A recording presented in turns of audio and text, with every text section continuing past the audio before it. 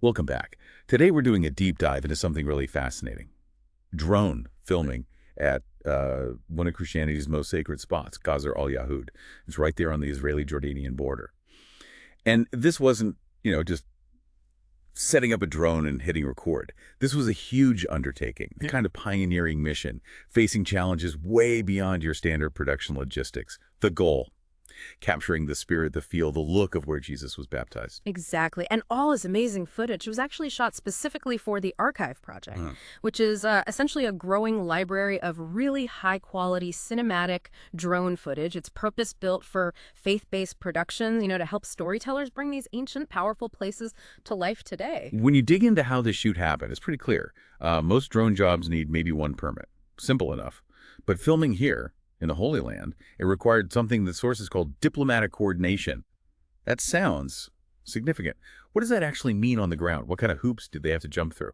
Oh, it's layers upon layers. Honestly, almost hard to wrap your head around. It's not just like filling out a form. We're talking dual military coordination. You need the okay from both the Israeli and the Jordanian armies at the same time. Both. Wow. Yeah, multiple permit layers, all interconnected, constant real-time security checks. I mean, things could change any minute. Then there's getting the equipment across borders, the protocols for that, and timing it all. The right weather window has to line up with getting the final political green light. So it's not just a location scout, it's active security clearance the whole time the drone is airborne. Precisely. Every single second, it's like this high-stakes game, everything perfectly timed and agreed upon. That sounds incredibly stressful, just a minefield of things that could go wrong. Mm-hmm. So, given all that, what did they actually manage to capture? Did they get that Hollywood-level quality they were aiming for under all that pressure? That's what's truly remarkable. Despite all those intense constraints, the team walked away with 45 minutes of premium 4K aerial footage. 45 minutes, that's substantial. It really is. And they got 12 distinct camera movements, different angles, all shot in perfect light. And here's the amazing part, 0 technical glitches, which in that kind of high-pressure environment is just, well, it speaks volumes about the planning. That is seriously impressive. Yeah. So for the filmmakers, the production clients, maybe in the U.S., what did having this footage suddenly available mean? What was the impact? Well, immediate access, right, to authentic cinematography of a key biblical site.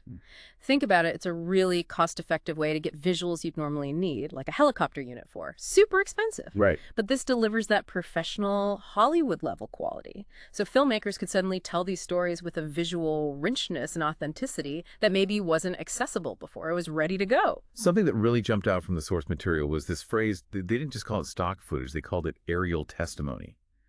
That feels different. What's the distinction there? How does a drone shot become testimony? That's a great question. It's a really important distinction. Aerial testimony suggests it's more than just pretty pictures. It means trying to capture both the physical beauty and that, spiritual significance, the historical weight of the place. Christianity's most sacred baptismal site. Okay. From the air, you see things differently. You see the landscape, the way the river shapes it, the ancient paths maybe pilgrims walked. You see the geography that's witnessed millennia of faith. So it connects you visually to the history. Exactly. It helps you feel the history, the narrative, in a way standing on the ground maybe doesn't quite capture. It's a whole new perspective on these sacred spaces. So this Qasr al-Yahud project, it kind of sets a new standard then for how we can visually document and engage with these important sites. What does that mean for the archive project moving forward? Absolutely. It sets the benchmark.